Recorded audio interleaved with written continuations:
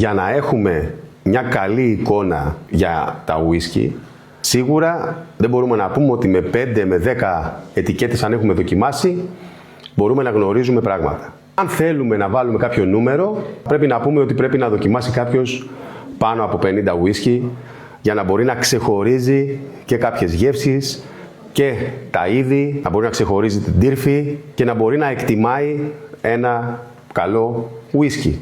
Τώρα, αν με ρωτήσετε, 50 ουίσκι πρέπει να αγοράσω? Όχι.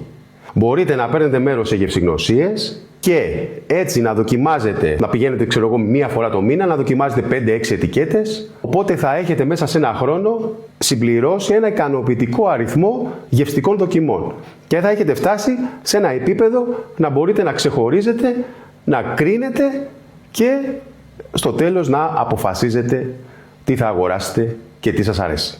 Μόνο μέσα από γευστικές δοκιμές μπορείτε να καταλάβετε ποιο είναι το ουίσκι που σας αρέσει, ποιο είδος σας αρέσει και πού θέλετε να καταλήξετε.